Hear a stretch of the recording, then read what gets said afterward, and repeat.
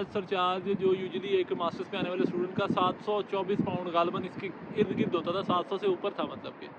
तो उसको बढ़ा के इन्होंने तो ये हुआ है कि अब जो यूके में आएगा ना केयर होम वीज़ा पे, उसके साथ एक भी डिपेंडेंट अलाउड नहीं होगा।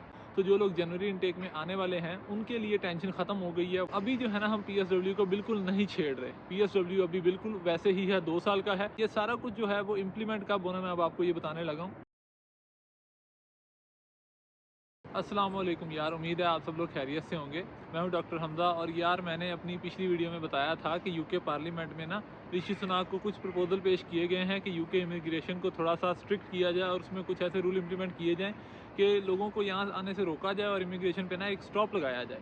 तो अभी 2 दिन पहले मैंने वो वीडियो डाली थी और ऑलमोस्ट 5-6 दिन पहले वो प्रपोज़ल अभी आए थे। लेकिन इतनी जल्दी उसमें से चीज़ें अप्रूव हो जाएंगी ये किसी ने भी नहीं सोचा था। तो आज की इस वीडियो में मैं बताने वाला हूँ कि कौन कौन से ऐसे प्रपोजल हैं जो कि अप्रूव हो गए हैं और वो कब से इम्प्लीमेंट होने वाले हैं। तो ये कोई ज़्यादा अच्छी खबर वाली वीडियो नहीं है ऑब्वियसली। इसमें हाँ एक अच्छी खबर ज़रूर है आप लोगों के लिए, वो भी मैं आपको बताऊँगा इसमें। लेकिन ज़्यादातर खबरें जो लोगों के लिए है वो नुकसानदेही हैं। अब वीडियो को स्टार्ट करते हैं। होता ये था कि जब कोई, सबसे पहले अब बात करेंगे केयर होम वीज़ा की, केयर वर्कर वीज़ा के बारे में। पहले क्या था, केयर वर्कर वीज़ा पे जो मिनिमम सैलरी का थ्रेशोल्ड था वो ऑलमोस्ट अभी तक है वो 26,200 पाउंड के करीब है। और क्या होता था कि हस्बैंड अपनी वाइफ का केयर होम वीज़ा लगवा के खुद उसका डिपेंडेंट बन के आ जाता था और खुद यहाँ पे फुल टाइम काम करता था। वाइफ को अगर केयर होम में काम मिले या ना मिले वो डजंट मैटर, खुद वो काम करके अच्छे पैसे कमा लेता था। और अगर उनके 3-4 बच्चे हैं तो वो भी उसी एक वीज़ा में आ जाते थे। मतलब एक केयर होम का वीज़ा खरीद के 5-6 लोग यूके आ जाते थे और यहाँ पे सेटलमेंट का जो उनका ख्वाब होता था वो पूरा हो जाता था। और पिछली वीडियो में मैंने बताया था कि प्रपोजल ये दिया गया पार्लियामेंट में कि ये जो डिपेंडेंट आते हैं ना 4-4 5-5, इसको कट डाउन करके मैक्सिमम एक डिपेंडेंट कर दिया जाए। अगर आना भी है तो एक बंदा आए, एक से ज़्यादा कोई भी ना आए। लेकिन अभी अप्रूव क्या हुआ है, इस ये जो समरी मैंने बताई, जो पार्लियामेंट में अप्रूव हुआ है रूल, वो ये हुआ है कि अब जो यूके में आएगा ना केयर होम वीज़ा पे, उसके साथ एक भी डिपेंडेंट अलाउड नहीं होगा। ये एक बहुत बुरी खबर है क्योंकि लोग जो सोचते थे कि यार हम लोग एक वीज़ा लगवा के चले जाएंगे, उनका खौफ पूरा नहीं होगा। अब अगर उन्होंने आना भी है तो अगर हस्बैंड वाइफ 2 लोग हैं तो वो 2 केयर होम वीज़ा लेके आएंगे यहाँ पे, या फिर भी अगर उनके बच्चे हैं तो वो नहीं आ सकते। तो ये जो अपॉर्चुनिटी थी ना इतनी फैमिली को यहाँ लाने वाली, वो ख़त्म हो गई है।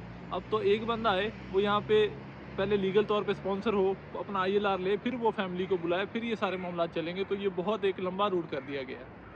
तो ये पहली बुरी खबर है।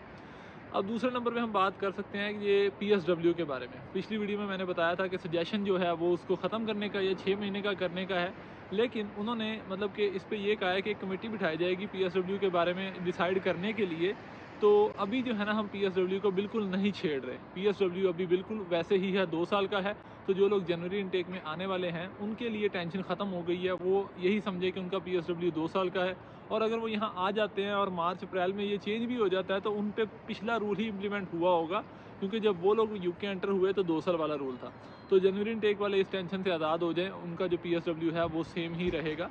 तीसरे नंबर पे अगर हम लोग बात करें तो यार ये जो मिनिमम सैलरी का थ्रेशोल्ड है स्पॉन्सरशिप जॉब के लिए, वो है अभी तक 26,200 पाउंड का, गालबन इतना ही है। अभी क्या किया गया है, उन्होंने क्या किया है कि ये जो मिनिमम सैलरी का थ्रेशोल्ड है ना, इसको 26,000 से बढ़ा के डायरेक्ट इसको 38,000 पे ले आएंगे।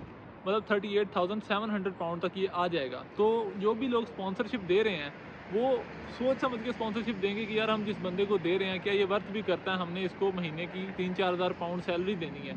अब अगर आप इसको 12 पे डिवाइड कर लें तो पर मंथ सैलरी निकल आएगी, उसमें से फिर टैक्स कटता है।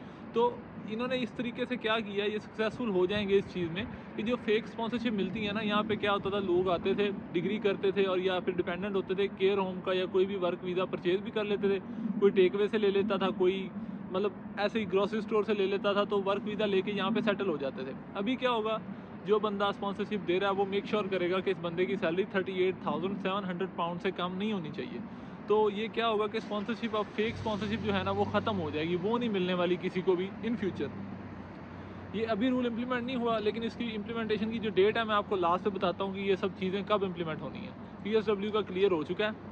अब अगर हम लोग इसके बाद अगली अपडेट पे बात करें, अब जो अगली अपडेट है उसमें थोड़ी सी कह लें कि अच्छी खबर ये है कि जो हेल्थ केयर वर्कर वीज़ा लेते हैं, यानी कि जो केयर होम का या हेल्थ का कोई भी वीज़ा लेते हैं, उनके लिए जो मिनिमम स्पॉन्सरशिप वेज है वो बढ़ाई नहीं गई है, वो उतनी ही रखी गई है। लाइक अगर उनका थ्रेशोल्ड 26,000 था तो वो अभी भी 26,000 ही रहेगा आने वाले टाइम में, उसको नहीं बढ़ाया गया। लेकिन जो दूसरी स्पॉन्सरशिप होंगी इधर उधर की, उनमें थ्रेशोल्ड बढ़ जाएगा, 38,700 पाउंड पे चला जाएगा। और दूसरी बात ये है कि इसमें जो बुरी चीज़ हुई है वो ये है कि केयर होम में अब आप डिपेंडेंट नहीं ला सकोगे, आपका थ्रेशोल्ड सेम ही है। तो ये है कि अगर अकेला बंदा कोई आना चाहता है तो वो ज़रूर इस वीज़े पे आ सकता है। लेकिन अब जो आप फैमिली वाला ख्वाब देखते हो ना सेटलमेंट का, जो जो भी यहाँ पे आता है उसका ये ख्वाब होता है ना कि ज़ाहिर है मैं यहाँ पे आऊँ अपनी फैमिली लेके, 5 साल का वीज़ा पूरा करूँ, ILR ले लूँ, उसके बाद पासपोर्ट ले लूँ और हमारा एक बैकग्राउंड जो है ना उसकी एक जड़ यहाँ पे लग जाए, हम यहाँ पे पक्के हो जाएँ।